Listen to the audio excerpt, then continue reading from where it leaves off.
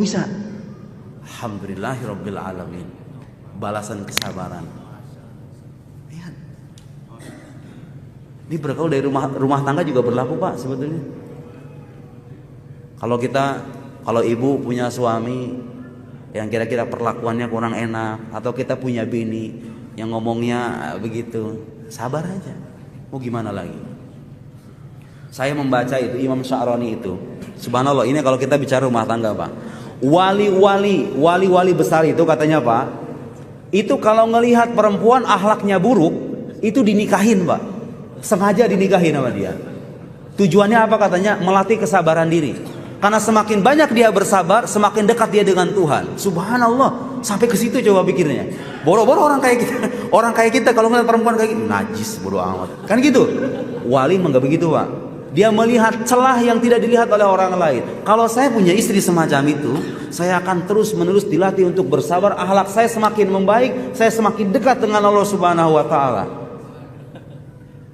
Serius, itu ada Imam Sya'rani itu dalam kitab Al-Minan Al-Kubra. Bahkan beliau dalam kitab Al-Minan Al-Kubra, beliau punya kitab Al-Minan Al-Kubra, tebalnya segini ini, sekitar 600-an halaman. Kata beliau apa? Di antara nikmat Allah, beliau mimma an'amallahu alayya. Beliau menyebutnya nikmat Allah. Nikmat Allah yang diberikan kepadaku. Di antara nikmat Allah yang diberikan kepadaku, kata Imam Sya'rani, bercerita tentang dirinya. Apa nikmatnya itu? Beliau diuji dengan kekurang ajaran pengikutnya dan istrinya. Imam Sya'rani, beliau menyebut kekurang ajaran istri itu sebagai nikmat. Sebagai nikmat.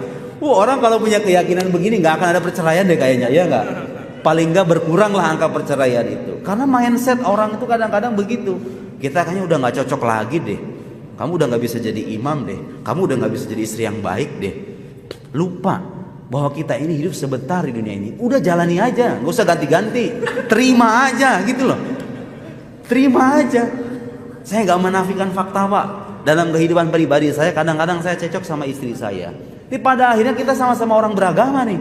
Malu kita sama agama kita, sama identitas kemusliman kita. Kalau dikit-dikit kita cerai, ngapain? Terima aja. Ada kata-kata saya yang mungkin kurang berkenan di hati istri saya memaafkan. Pada akhirnya ada perkataan istri saya yang kurang berkenan bagi saya memaafkan. Ngapain harus dendam-dendam? Enak kan hidup kayak begitu sebetulnya? Lihat. Bahkan ada satu kitab khusus, Pak, itu kisah para waliullah yang diuji dengan kekurang ajaran istrinya. Sampai jadi kitab khusus. As-Sabr 'ala Zaujat. Pernah lihat enggak kitab itu? As-Sabr 'ala Zaujat.